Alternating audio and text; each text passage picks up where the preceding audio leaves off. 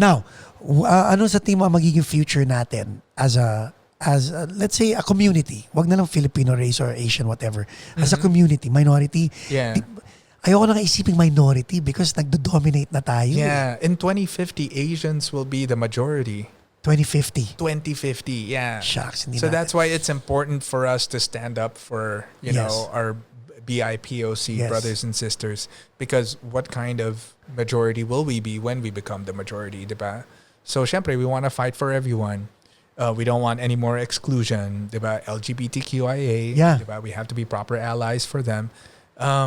Everybody has to get along in my opinion. Yeah. And kasi we've been brainwashed of the scarcity mentality. There's no such thing. How much richer did Jeff Bezos become Billion, due to di ba? this pandemic? I know. Right? How about this? Kanina tinignan ko na lang. 34, as of today, this taping, $34 trillion ang US stock market. US stock market. $44 trillion ang combined world stock market. Right. There's enough for everyone. Yeah. That's the thing that they brainwash you. And that's why I understand the people on the other side, they're scared. Right. And they don't want to just give things away. But what they don't understand is they're keeping things from them too.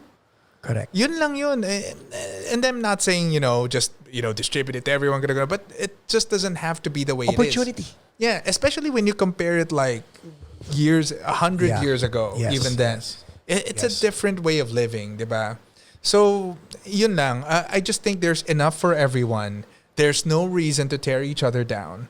And I think Yun ang sad, no, Reuben? Yung tearing each other down. Don't you think? crab mentality pa, diba? Oh, yun yung kailangan natin. Before you ayusin. continue with what you're saying, yung crab mentality, like with your fellow Filipino brethren, kasi hindi ko alam kung talamak ang crab mentality sa ibang Asians eh. Pero alam ko sa atin, it's, you know what I mean? Yeah. And, again, shout out to Mike Abad and JJ Buen Camino, because to bring you on the program, para sa amin is a win. Because, believe it or not, Mike as ours, siya ang aming artist, Jedi Master. And, yeah, exactly. Ang hirap for him to talk to our peers. Right. Our peers are more, And then you get Martin Rivera, okay. But, alam mo, ano kaya yan ang thesis ko dyan is the Filipinos' obsession with legitimacy. So, kunwari, yung issue ng Philippinex, diba? Yeah, go. So, a lot of the Filipinos in the Philippines are like, ano bang alam ng mga Phil-Ams with what's going on in the Philippines? We're Filipino. That's how it's always been. What I found out when I finally came here to America is, for example, one of my pet peeves is when Americans say, I took it personal. Kasi tayo, diba, we learned personally. Personally. Yun yung grammarly correct, diba? Yes. Tama ba yung grammarly? Yeah. Yun yung correct grammar, Yes. diba? But they don't care. If that's the future, that's the future. People are just gonna say, I took it personal. I think different. Kasi nagsimula yun sa Apple eh. I think different. Diba? Hindi think differently. Yeah, do it perfect. Yeah. Eh, diba tayo, do it perfectly. I took it personally. Think differently. But hey, if it's changing, it's changing. Alam mo, you know what? Buti sinabi mo yun. Ako, ang pet peeve ko, dalawa lang. Yung Apple. Yeah. Pero ginagawa rin nila, di ba? Hindi sila un-Apple, but hey, I took a Apple over there. At saka yung pangalawa is say singer. Yeah. Hindi ko Tsaka alam. yung, jewelry. Oh, Diba jewelry. jewelry? Yeah, jewelry. Jewelry. Ganun sila, diba? Yeah. So, but hey, go ahead. for them, if that's where it goes, that's where it goes. So, Philippinex, in my opinion, if that's the future for us, if that's what it takes for us to accept our LGBTQIA plus allies, for them to not feel threatened, for them to feel safe, for them to feel that they belong, diba? Why not? It's in our culture. Yes. Trans people are in our culture. Yes. So, and yun nga, nandun kasi sila na parang, yung mga anak ko, parang diba, they're obsessed with that. They're like, no, it's highly possible for your child to remain whatever he or she is while these people are in here. Yeah. So, for example, like my parents' generation were so scared of me going to theater because they think that might turn me gay or things like that. And I was like, I have 10, 15 different LGBTQIA plus friends, and I'm still married to a woman. I mean, it is what it is. Yep. If you like what you like. Tatakot kasi siguro mga ibang tao to baka ma-emphasize yung tinatago nilang whatever.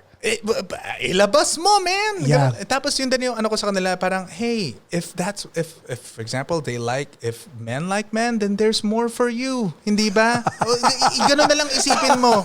Ganun na lang isipin mo. Parang just don't trample on other people's rights. Kaya wag mo lang basta ganun trip. Right, yeah. Because even myself, I was actually more conservative back in the Philippines.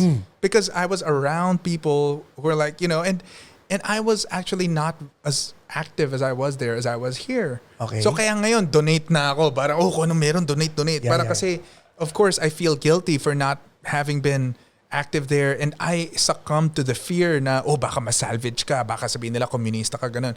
But then now I'm like, well, what's wrong with those people believing in what they want to believe?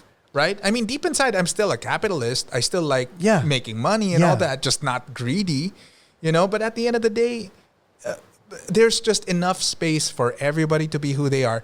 And yun nga, wag tayo maging obsessed masyado dun sa legitimacy. Kasi that's the reason why, for example, back then, they were like arguing who really started theater in the Philippines. Why is that even a discussion? Correct. The point is, let's just make more. Correct. Let's look towards the future and stop looking to the past. Yep. Yun nga sila, parang, it's Filipino, not Filipina. And I was like, well, kung gusto mo yung pinaka-original, di mag-ano tayo, alibata, Di ba? Di ba? Ano yung pinaka-original, na original, pati nga yung Tagalog, if you compare it to Bahasa, which is Indonesian. Yes, halos. Diba? Hindi lang yun. Kung gusto mo ng super legitimate, sa kanila yung pinaka-legitimate. Because they preserved their language. Yes. Our language is infected with Spanish influences and American influences. Ang natira na lang sa atin is kanan, kaliwa. Yeah. They also have kanan, kaliwa. But actually they say ako, not ako. So their accent Ang combination nga natin is Bahasa and Malay, di ba? Yeah. So para sa akin, huwag kayong masyadong obsessed doon. Let's look towards the future. Let's look because to be honest, when I look at Filipino Americans, like for example, Alvin Kailan, right? The founder of Xlut is Filipino. Galing, no? He uses his culinary techniques learned from fundamental, culinary skills and used his Filipino palate for it. Now, if people are like, well, what's the traditional Filipino food? Sugarito sino. Diba?